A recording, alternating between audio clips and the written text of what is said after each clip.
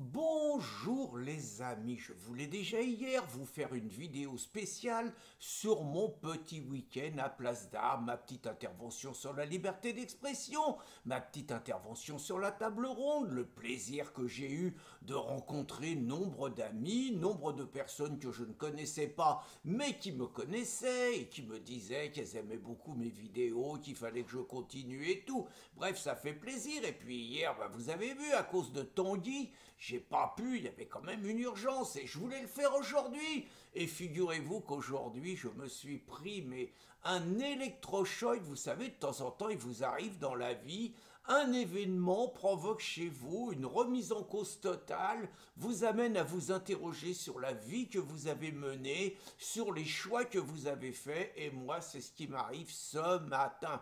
Figurez-vous que j'ai un nouveau modèle, je dirais presque une nouvelle idole. Il est né comme moi en 1953. Il s'appelle Jacques Bouya. Et alors lui, tout le monde parle de lui dans la presse et tout le monde en parle comme un héros. Vous savez pas pourquoi? Le mec, donc, il a 72 ans. C'est un mec de gauche, hein. Il a travaillé dans les services. Oh, punaise, rien que d'en parler, je m'étouffe, vous voyez. Il a travaillé dans les services, donc ça a été un employé territorial, un fonctionnaire. Il a fait de l'humanitaire, il a fait le bien toute sa vie.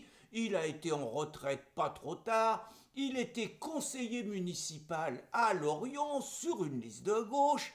Et le mec, il vient de faire un choix qui lui vaut l'admiration de la France entière. À 72 ans, il a décidé de devenir avocat. Pas pour défendre Riposte-Laïque, non, non, non, non. Il a décidé de devenir avocat pour défendre les migrants. Et tout le monde, le mec, il fait la une de toute la presse. Il a sa photo avec sa tenue d'avocat et tout. Je veux dire, c'est un héros. Il dit que sa mère, elle serait fière de lui et tout. Et il va défendre des migrants. Très franchement, extraordinaire. Moi, je me dis, j'ai raté ma vie, les mecs, j'ai raté ma vie. Regardez, moi, j'étais de gauche presque tout le temps, mais quand j'étais de gauche, tout le monde parlait bien de moi. Maintenant, j'ai choisi de défendre la France. Connerie! Je veux dire, si je défends la France, je suis un raciste, je suis un fasciste, je suis qualifié dans Wikipédia de mec d'extrême droite, on parle de mes nombreuses condamnations, on lit mon nom à celui d'islamophobe, on lit mon nom à celui de raciste, vous voyez. Bref, je veux dire, je suis la honte de tout le monde. Vous voyez, c'est le jour et la nuit entre mon copain Jacques et puis moi. Ah, bon, regardez, moi, finalement, le bilan de ma vie, depuis que je suis plus à gauche. Bon, je fais des trucs, hein, j'ai fait l'apéro saucisson pinard, ça m'a valu insultes, calomnies, je vous dis pas les assises, on m'a reproché de m'être allié avec les nazis, je vous dis pas, par exemple, le mec il est de Lorient, moi j'étais à Lorient pour assister à une représentation de Silence Sud. Mon copain Jacques, lui, il faisait partie de ceux qui réclamaient naturellement l'interdiction de la projection de Silence. Donc, bon, moi j'étais avec les mecs de Place d'Armes ce week-end qui voulaient défendre la France, pendant que lui, moi, personne parle de moi, personne parle de mes interventions, alors que lui, c'est le héros du jour. Vous voyez, si j'avais fait comme lui, si j'étais devenu avocat, je veux dire, qu'est-ce que je me régalerais tous les jours? Vous voyez, je défendrais des migrants.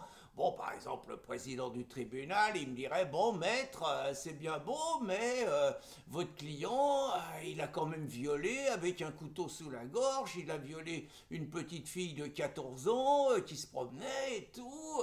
Maître, c'est très grave. Moi, je dirais que mon client, c'est pas de sa faute. Je dirais qu'on lui a pas appris les codes parce qu'il vient d'un pays où c'est quelque chose de normal et donc il faut tenir compte de sa culture, que finalement, c'est la victime de notre société. Vous voyez, je dirais ça. Bon, le mec, il balance un coup de couteau, à 3 Français. Bon, je dirais que les mecs, c'était des racistes, qu'il a été victime de provocations, de paroles déplacées, que c'est un homme paisible, que tous ses voisins, ils en disent du bien. Vous voyez, bon, un truc comme ça. Bon, le gars, il serait en train de bousiller des voitures, de casser des carreaux et tout. Je dirais qu'à travers sa violence, c'est un appel au secours qu'il lance à la France, c'est un appel au secours de la République qui fait pas assez pour lui. Bon, et puis si on veut le mettre en prison, je dirais que la prison, c'est pas la solution. Et puis je dirais que maltraiter les migrants, que c'est l'avenir de la France,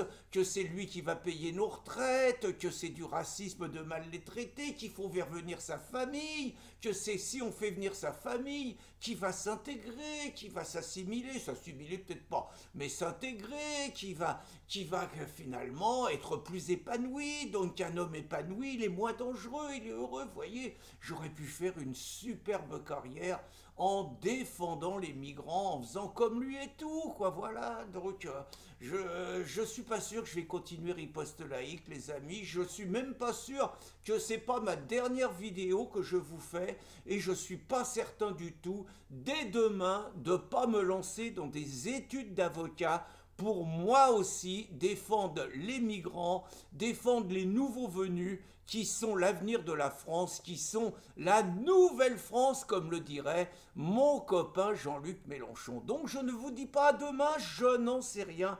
J'ai besoin de réfléchir parce que mon ami Jaco, il a bouleversé tous mes repères. Bonne journée les amis.